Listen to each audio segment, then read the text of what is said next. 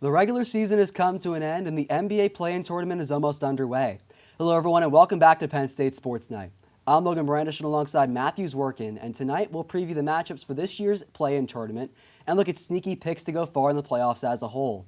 So Matt, let's start out in the Eastern Conference. There's two really intriguing matchups here. Take me through one. What's one matchup you're looking forward to? Well, all eyes are going to be on the Nets-Cavs game, obviously, because of the high, the star power that provides in that game. But I want to focus on the 9-10 matchup in the Hawks and the Hornets. It feels like a lot of people forget the Hawks were in the conference finals last year, and although it's been a bit of a disappointing regular season, Trae Young is having probably the best season of his career, averaging 28 and 10 on 38% shooting on 8 attempts a game. It's two very high-octane offenses. The Hawks are second in offensive rating, and the Hornets are fourth in points per game. So, as well as those offenses are going to be, it's going to be a matchup to see whether the bigs come into play, and John Collins, Clint Capella, Montrezl Harrell, Mason Plumlee, and see if they can control the glass and the defensive in the paint to see who can, make some waves in this play-in tournament. Yeah, and you talked about all eyes are on this Nets-Cavs matchup, and you're absolutely right. You have the star powers there, Kevin Durant and Kyrie Irving, who just came back into the fold very recently, going up against an intriguing young Cavs lineup that's led by Darius Garland, who's taken a huge step up in his second season. Named to the NBA All-Star game, has boosted up his scoring average to above 20 points per game. The tough thing for the Cavs, though, is that Jarrett Allen will not be available for this game. He's also taken a big leap for this team overall. So we'll see how the stars of Irving and Durant are kind of able to take advantage of that. And then if the Nets are able to move on past this round, you have a guy they just traded for from a certain team in Philadelphia, the 76ers. Ben Simmons could be coming back into the fold once the real playoffs start. So all the Nets have to do, beat this young, intriguing Cavs team, which, by the way, Lamar Stevens, former Penn Stater, making a playoff debut. And Tim Frazier. And Tim Frazier as well. It should be a very fun matchup to watch. But now moving from the East over to the West, LeBron James missed the banana boat with the Los Angeles Lakers to miss this play-in tournament, but there's still a lot of star power in this play-in tournament. So what matchup in the Western Conference are you looking forward to? I would like to take this time to congratulate the city of Minneapolis. It seems like the Minnesota Timberwolves are finally avoiding the lottery with Karl Anthony Towns, D'Angelo Russell, and Anthony Edwards as the big three of the future. This is going to be a very interesting matchup, mostly because these two teams didn't really expect to be here. Maybe the Timberwolves did with overconfidence like Patrick Beverley, but the Clippers had no stars.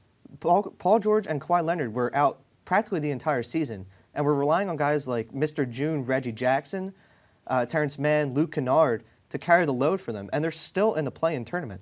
So regardless of how this outcome goes, I think both teams are going to look at this season as a success, but I think it's Minnesota's time. I think Anthony Edwards is one of those guys that's going to become a great playoff performer in years to come, and I think he's going to start showing that in this game. Yeah, that's a really good one. But the other matchup taking place between the New Orleans Pelicans and San Antonio Spurs. And the Pelicans, a team that had a really hot second half of the season, and that was after a midseason trade to get C.J. McCollum away from the Portland Trail Blazers, and him alongside Brandon Ingram have been a great duo down the stretch, both averaging over 20 points per game and kind of making the city of New Orleans forget that a guy like Zion Williamson even exists on that team, hasn't played a single minute for them, but they're going to be taking on a Spurs team, and this team just will not go away whatsoever. As it doesn't matter that DeMar DeRozan isn't there. It doesn't matter that LaMarcus Aldridge isn't there. They still have guys like DeJounte Murray, who just came out of nowhere to lead this team to the last spot in the play-in tournament. And it should be a very fun matchup to watch, but it kind of reminds me of one between the Indiana Pacers and Washington Wizards last year, that 9-10 matchup in the East, where it didn't really matter what happened after that game, as both teams didn't really look like serious threats to advance past that point whatsoever. But now moving past the play-in tournament, because let's face it, most of those teams not going to go too far in the playoffs, let's talk about potential teams that could make that serious push. Matt, taking a look at the rest of the landscape of the NBA playoffs, what's one sneaky team that could go on a serious run this postseason? It feels like eons ago that the Raptors won the finals with Kawhi Leonard and Kyle Lowry, but this team is taking a page out of the Purdue basketball program, where instead of 7'2" two-stars that nobody knows, they're finding any 6'9" lanky guy to go play on both sides of the ball and create a little bit of offense, like Scotty Barnes, Pascal Siakam, even Delonte Banton, and And like a lot of those guys off, like it seems like the streets, like they just pick them up out of nowhere. They have created the blueprint for the modern NBA.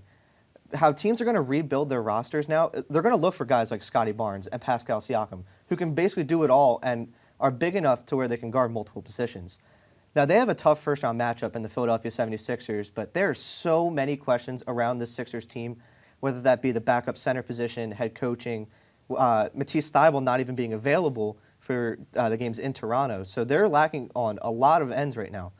On top of that, Pascal Siakam, Nick Nurse, and Fred VanVleet, like, they've all created this culture and have really game planned well against a guy like Joel Embiid.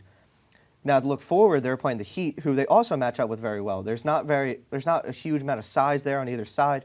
So I think that the Raptors could really surprise some people and be like the Hawks, like in last season, where they were the 5 seed and they ended up going to the conference finals.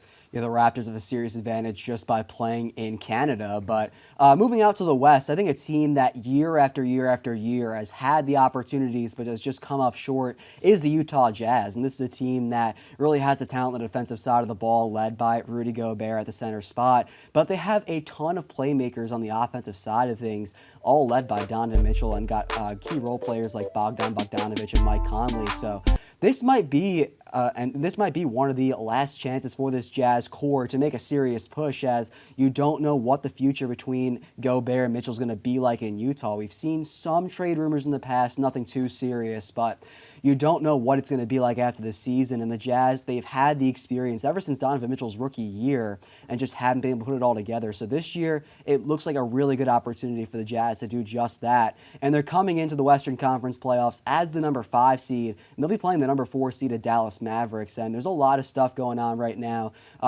surrounding Luka Doncic and stuff concerning his health to be ready in time for this series. So whether or not he's playing game 1 or not, he could be hurt for that series, and that could be a serious advantage for the Jazz. So they could go on a serious push and get past a few rounds or two.